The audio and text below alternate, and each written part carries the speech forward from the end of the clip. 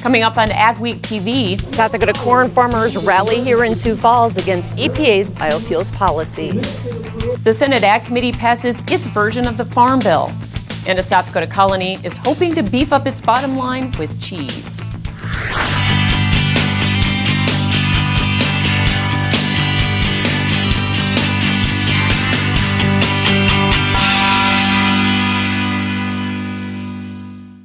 Welcome to AgweekTV. I'm Michelle Rook. EPA Administrator Scott Pruitt visited Nebraska, Kansas, and South Dakota this week, but received a cold shoulder from South Dakota corn growers. More than 200 participated in a tractor rally in Sioux Falls Wednesday to voice their concerns about the war Pruitt's led on biofuels. That was the message ethanol supporters wanted the EPA chief to hear at their rally. South Dakota Corn President Troy Connect called on Pruitt to follow the president's request and open the door for E15. Do your job, interpret the law the way it's supposed to be interpreted, follow it, and give us market access. And if you can't do that, then maybe it's time to find somebody that can. Connect says if Pruitt allowed year-round E15, it would boost ethanol production and corn prices. Well, that would be 2 to 3 million bushels of corn crush. That would eat up a lot of our surplus, or most of it. That might mean 50 cents to $1 on the corn price. Pruitt was also called out for undermining the renewable fuels standard with plant waivers, which have cost the industry roughly $5 billion. It has been at least 1.5 billion gallons of ethanol. That's nearly 600 million bushels of corn, probably erasing 50 cents or more from the price of corn. Farmers also drove their tractors through Sioux Falls to symbolize the economic impact ethanol has on the entire state. The frustration corn farmers have with the EPA not allowing E15 sales this summer also extends to Capitol Hill. Spencer Chase reports from Washington. Drivers across the country will have to fill their cars with something other than the 15% ethanol blend prohibited from being sold during the summer. For many in the biofuels industry, that's a problem. I mean, we're now in the middle of the summer driving season. We're seeing gas prices tick up a little bit. And, consumers need access, year-round access to E15 and higher biofuel blends. At the request of pro-biofuel senators like Joni Ernst from Iowa, President Trump blocked a deal that could have started the process to allow summer 2019 sales. Biofuel groups said the deal traded E15 sales for a package that was too friendly to the oil industry. Even though that deal was rejected, these groups remain hopeful that the administration can still address E15. What we have now that we haven't had in the past is that we have a president who said, let's get this done. And so we're reminding the folks at EPA that their boss said he wants to see this done. That EPA decision-making would be led by Scott Pruitt, the agency's administrator. There's been debate about whether or not the EPA has the authority to issue the necessary waiver. The biofuels sector says the agency does. And with the flip of a switch at EPA, we could have a cheaper, higher octane blend that mitigates against summer spikes in gas prices and some of the instability in global oil markets that we're seeing. Pruitt has said the agency has the authority to issue the waiver, but has yet to do so. Reporting in Washington, Spencer Chase, AgriPulse. The Senate Ag Committee passed its Farm Bill draft on Wednesday by a vote of 20-1. It looks similar to the current program, but strengthens the farm safety net, including crop insurance. However, the bill does not make major changes to SNAP like the controversial House version. Senate Ag Committee Chair Pat Roberts stated at the onset of the Farm Bill debate the goal was to get a bill done on time and enhance risk management for farmers. Regardless of what title of the Farm Bill we're talking about, the primary concern to farmers and ranchers and growers, again, is to get this done to provide predictability and certainty. As a result, the committee left PLC reference prices alone as well as marketing loans in the sugar program. However, they're tweaking the ARC program and will use RMA versus NAS yield data to figure program payments and eliminate county disparities. It's not effective today because of the price circumstances that we're in. So we've got to look at how we can modify that particular program. Baseline funding was preserved for conservation, even with a 1 million acre increase in CRP and inclusion of Thune SHIP or short-term set-aside program. In which a farmer could take the 10 or 15% of his lowest yielding acres and put them into this program for 3 to 5 years and receive half of a CRP payment plus a reduction in their crop insurance premiums. However, it does not contain SNAP work requirements in an effort to promote a bipartisan bill. The bill provides mandatory funding for research, trade promotion programs, and creates an FMD vaccine bank. Volume and coverage levels are also improved to $9 in the margin protection program. A vote in the full Senate is expected before the July 4th recess. As the 2018 election gets closer, AgWeek wants to hear from you and is now welcoming political letters and endorsements. You can easily submit letters on our website for a $25 fee for the first 7 inches and $10 for each inch after. To submit a political endorsement letter, go to agweek.com, hover over Opinion in the navigation bar, and select Submit a Political Letter. Political letters must be submitted with the writer's name, address, and phone number. Only the writer's name and city will be published. What does the latest crop report hold? We'll have the numbers and analysis up next on AgweekTV. Martinson Ag Risk Management offers a variety of crop marketing and crop insurance packages to our customers. With over 40 years of experience, our dedicated staff works hard to ensure you get the best advice on crop insurance, marketing, and risk management. Contact Randy or any of the staff at Martinson Ag Risk Management today at 701-205-4200 or visit us online at martinsonag.com. Advanced Grain Handling is your regional dealer for grain handler dryers, bins, and accessories. With Grain Handler's continuous mixed flow drying systems, you're capable of high levels of grain dryer efficiency on all types of grain, including seed grain. Advanced Grain Handling also carries West Steel's quality stainless steel products for on-farm and commercial grain storage solutions. Advanced Grain Handling has licensed and trained service techs and a licensed electrical shop. Get a hold of Chad Kylo to find the perfect solution for your farm. I'm 120, 130, 130, 55, once around the block, 212, 5 right here, now having time's up. So if you're thinking about selling a piece of land or you're looking to sell some farm equipment, or if you're thinking about a retirement or involved in an estate, give us a call. We'll sit down and tell you all about the Steffes way. We think it's a good way. That's how we approach it.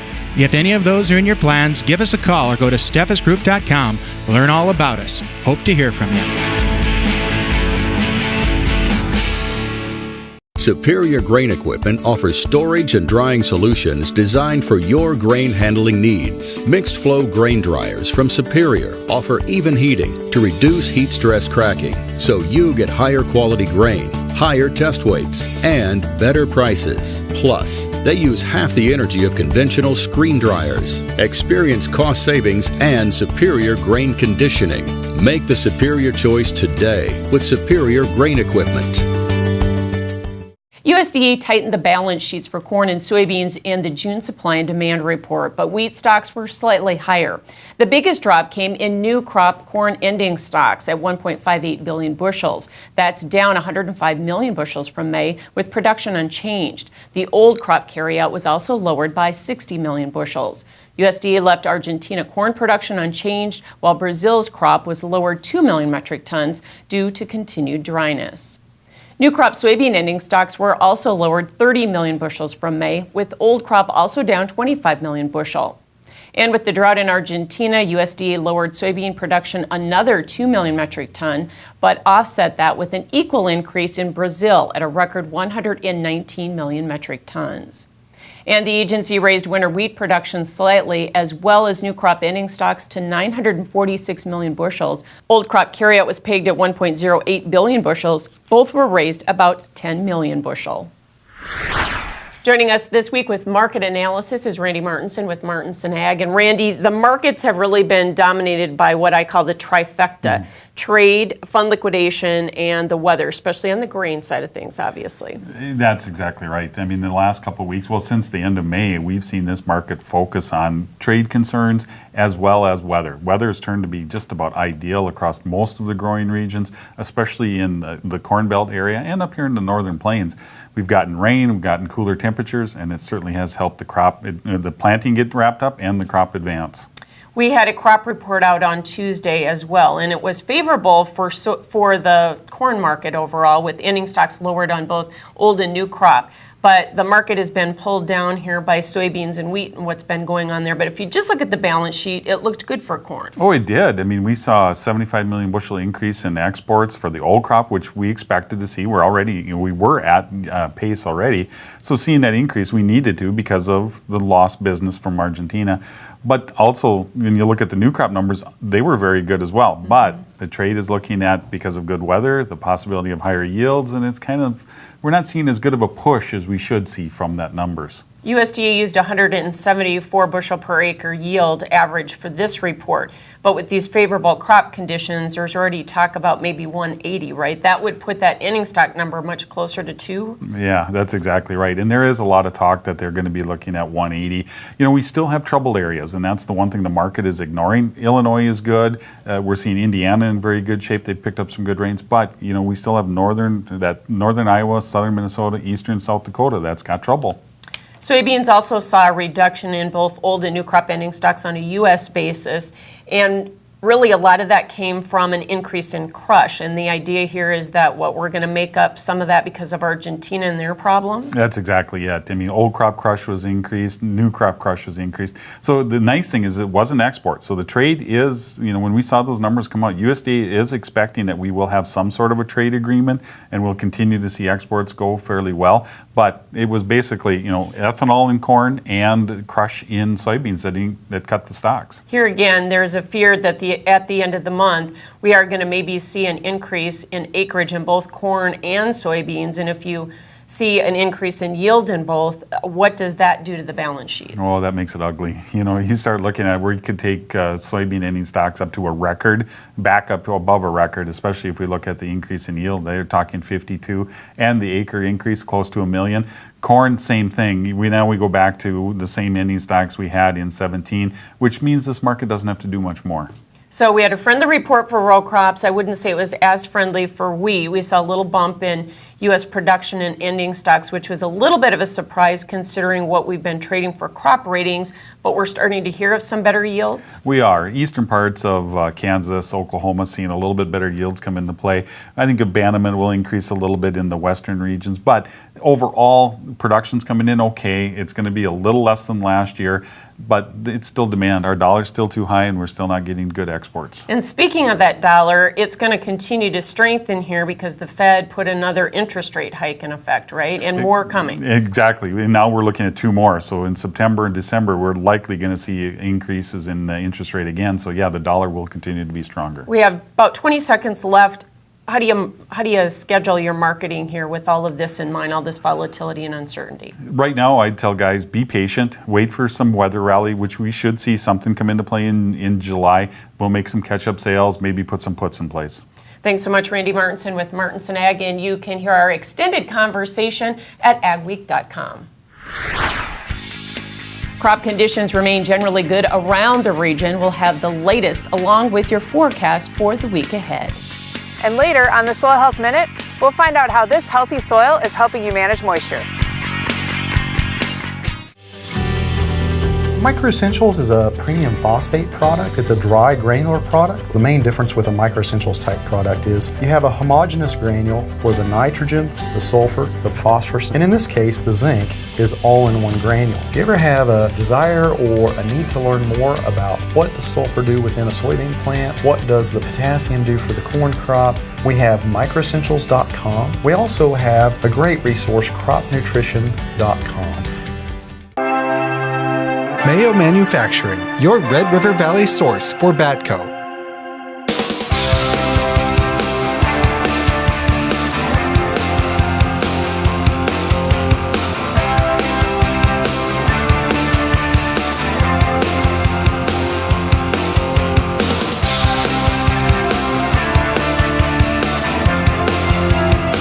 Mayo Manufacturing, your Red River Valley Badco dealer. Get your row crops off to the right start with an Early Riser Case IH planter from Titan Machinery. Case IH Early Riser planters feature high-tech yet rugged planter row units that quickly adapt to the toughest seeding conditions, while leaving an optimal seed bed to promote early, uniform plant emergence. Only Case IH Early Riser planters are designed to leave a flat-bottom seed furrow, ensuring consistent seed depth and even emergence. Contact your local Titan Machinery location today for more information on the next generation of planting technology from Case IH. Intelligent farming means more crop from every acre. That starts with smart machines and precision application. Introducing the new Rogator C-Series from Challenger, featuring a newer, smarter, more precise way to apply fertilizers and nutrients, more accurately and more efficiently than ever before, resulting in less overlap and less crop damage, all to make you more productive and more profitable. To find out more, contact Butler Machinery today. U.S. crop condition ratings were nearly steady last week, but continue to be near record high and above last year. U.S. corn is rated 77% good to excellent, down 1% from last week, but 10% above 2017. Ratings changed only slightly in the region, except for a 7% drop in South Dakota. U.S. soybeans were 74% good to excellent, down 1% from last week, but 8% above 2017. Ratings dropped in much of the region, with South Dakota down 7%. Nationally, spring wheat condition was steady at 70%. However, South Dakota's rating again dropped 15%. And winter wheat ratings improved slightly nationally and regionally. Will our weather continue to support the favorable crop conditions in the region? John has your agri-weather outlook. Weather portion of Ag Week now. As the calendar turns past the summer solstice into the last part of June, we're finally starting to get a little more typical of a summery weather pattern. One thing we'll say, looking back, June weather overall, Northern Plains, Midwest, Corn Belt, slightly warmer than average. Storms have gradually caught up. The spring was dry, but we're filling in the holes because the month has been a little warmer than average. That has caused more evaporation, so there still are some dry pockets out there, but fortunately so far, there have been a couple of days getting up to around the 90s, but really serious heat waves have not happened yet. There's going to be a little bit of that in the Corn Belt this week, but again, even there, it's going to come and go. Some of this as far north as Illinois, Indiana will be in the upper 90s, close to 100 degrees, but it won't stay that long. Warm temperatures will start building up to the Pacific Northwest and Western Canada toward the end of the week, and that may last into next week. Jet stream beginning to show a little bit of ridging out there, but it's not going to be manifesting in really extreme heat, at least not yet, into the Northern Plains. Next week, again, watch as those temperatures start to get pretty warm out along the West Coast and especially in the interior areas. Northern Plains, Upper Midwest, mostly just a little above average overall. Showers moving out of the area this weekend. They'll subside down in through the parts of the Corn Belt. It's a little subtropical moisture coming northward. That's fairly typical for this time of year. The storms will be scattered, but next week a little drier than this past week has been. But as we move on into the second week of the precipitation forecast, again, we're seeing at least areas of precipitation here from time to time. Most of the West Coast will be fairly dry and fairly warm, but I just don't see any really serious heat moving into the Northern Plains or the Upper Midwest. A little warmer than average, maybe a little drier than some want, but as we keep the main heat away, crops will be fine. Get ready for the biological revolution.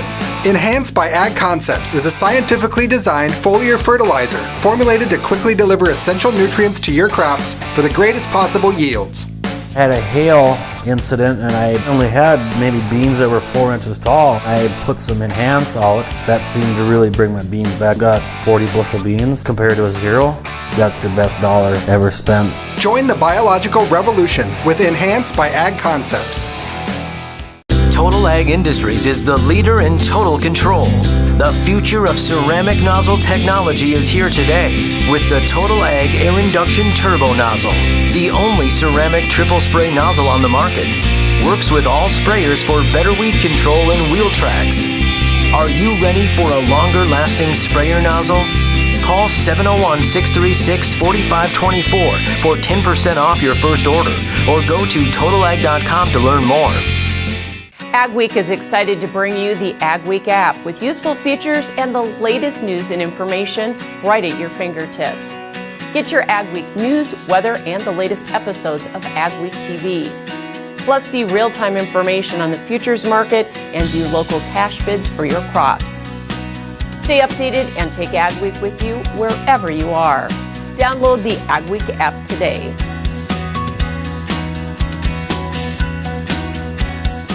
This is Dennis Belisky reminding you we do auctions and we do them well. You've built your operation with hard work, and when it's time to sell, all or part, you deserve the best. Details from repairs and preparation to promotion and settlements are not routine. Chances are you'll only do this once, so we'll tailor an auction just for you and get it done right. On-site at your farm or added to one of our highly successful Alaris Center auctions, we have the skill, reputation, and integrity to meet your needs with best-in-class commitment and quality service. Find us at resourceauction.com or call 701-757-4015.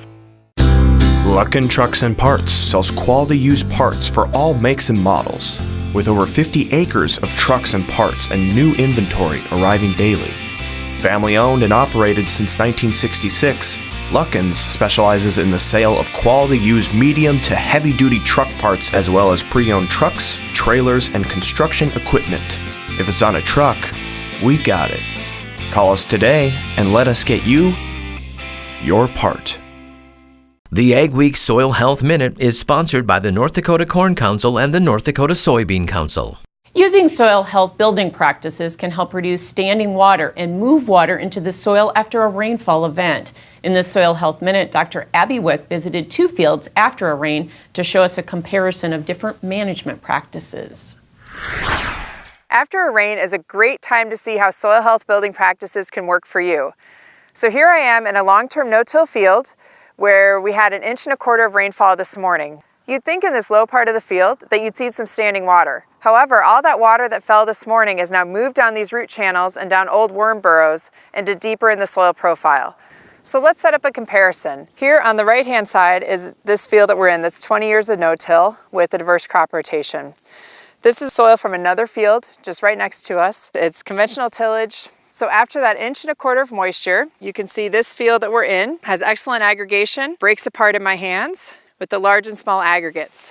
You can also see that the worms, between the aggregation and the worms, you get continuous soil pores from the surface all the way down into maybe 3 or 4 feet within the soil profile. This neighboring field, you can see the clatiness that's a result of compaction. The field was fairly wet when I walked into it, somewhat sticky. And you can just see how it's holding that moisture because the moisture can't get down through these compacted layers, through these plates. So using soil health building practices like no-till and a diverse rotation can really help build up that soil so that water can move deep into the soil profile and be stored for later.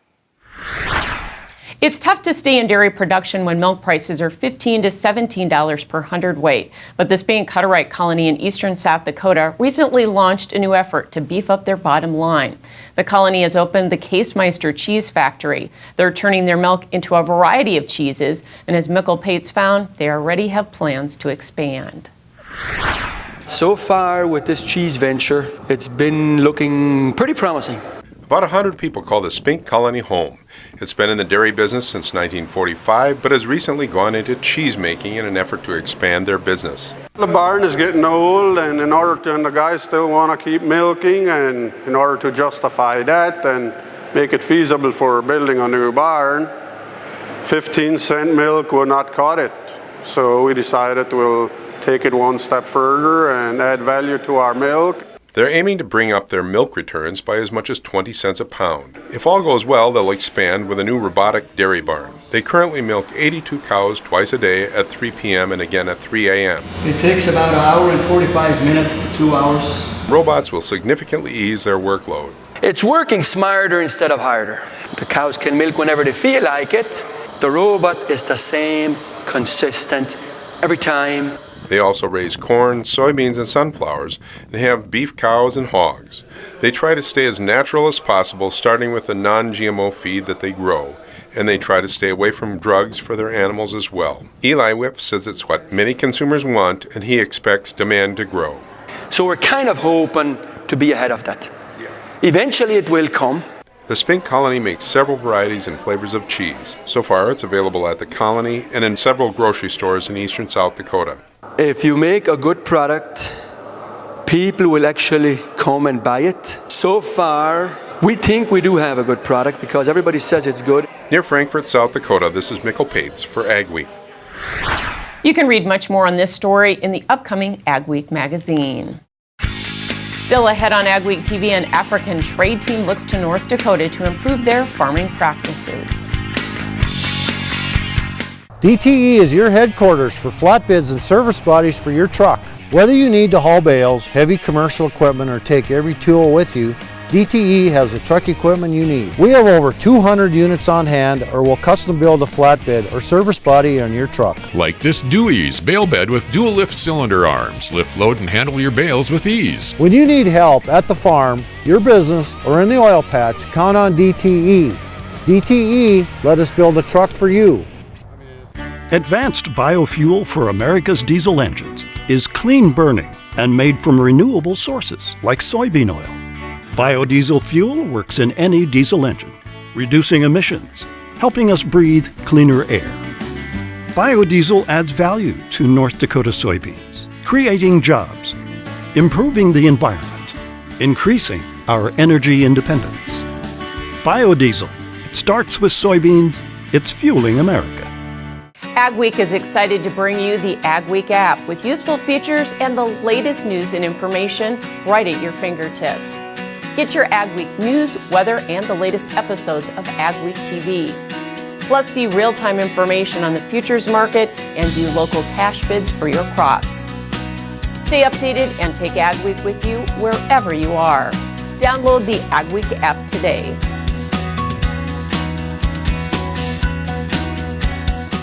Where do you go for the latest news in agriculture? Ag Week magazine. Reaching over 70,000 farmers and ranchers in North Dakota, Minnesota, South Dakota, and Montana. Ag Week provides the most up-to-date information on the markets, the trends, and the people who make it all happen. We're your source for news, not fluff. Dependable, trusted. Ag Week. Subscribe today by calling 1-800-811-2580. Every year, 40% of all food in the U.S. never gets eaten. 40%. That's almost half the food we produce. Food waste is a serious problem. It impacts all of us. And it's expensive. Your family is throwing $1,500 a year in the trash. We're working hard to put food waste on the chopping block. And you can do the same at home. Learn how to cook it, store it, and share it. Just don't waste it. Go to SaveTheFood.com. A trade team from Tanzania, Africa, was recently in North Dakota to learn more about how to improve their farming practices. The group of farmers and agribusiness professionals toured NDSU research facilities, farms, and businesses such as Amity Technology. Tanzania is a country with 55 million people, and 80% are subsistent farmers with low productivity. So my aim coming here was to look at how can we improve the productivity of a farmer in Tanzania through technology, learning best practices of farming, and so far I'm very impressed. Tanzanian farmers grow corn, soybeans, lentils, sunflower, coffee, tea, cotton, and cassava. Asia Masusa developed a machine to harvest cassava, but came to the U.S. to find a way to improve the technology. Appropriate technology, easy to use, simple, low cost, and effective to add value and give the stability so that we can transport it to a bigger factory and do a final product. She says by improving the productivity of farmers in Tanzania, it also improves food security in the country. Thanks for watching this week's edition of Ag Week TV. Remember, for all your ag news, go to agweek.com or download the Ag Week app. And be sure to follow us on Facebook and Twitter as well. See you next week.